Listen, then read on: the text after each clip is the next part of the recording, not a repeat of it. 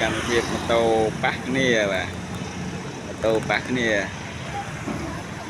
ម៉ូតូប៉ះគ្នានេះម៉ូតូប៉ះគ្នាបានអត់អីទេបាទមនុស្សអត់អីទេបងប្អូនបាទនៅផ្សារព្រៃតឹងបាទនៅប៉ះនៅមុខរោងជាងម៉ូតូតែម្ដងនៅផ្សារព្រៃតឹងយើងណាទៅសាលាជាមួយមនុស្សចាស់ទៅសាលាពាក់មួកនោះហើយមនុស្សចាស់គាត់នៅពាក់អាវសចាំមើលទៀតបាទនេះណាមនុស្សអត់អីទាំងអស់គ្នាគាត់ម៉ូតូបែកស្តុកបែកអីតិចតួចស្មូលអាចស្មូលគ្នាវាស្មូលគ្នាបងប្អូនបាទទៅស្មូលចរចាគ្នាស្មូលសារព្រៃតឹងយើងបាទ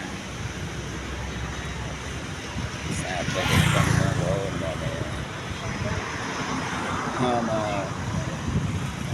កជាប៉ះនេះជីនៅប៉ះគ្នាបងប្អូនប៉ះនេះបន្តិចហ្នឹងបន្តិចទេបាទនេះប្រាវមានមនុស្សមានបញ្ហាទេបងប្អូនបាទមានបញ្ហាទេនៅមុខជាងម៉ូតូតែម្ដងបាទជាងម៉ូតូណាស្មូកនេះបែកបាក់បាំងតូបាំងអីតិចតួចហ្នឹងបាទហ្នឹងហើយមកទៅជួយបងប្អូនទស្សនាមើលបាទហ្នឹងនេះអើយមក4ហើយឥឡូវមនុស្សគង់មកចេញពីកន្លែងធ្វើការសិស្សសាលាចេញពីរៀនបាទ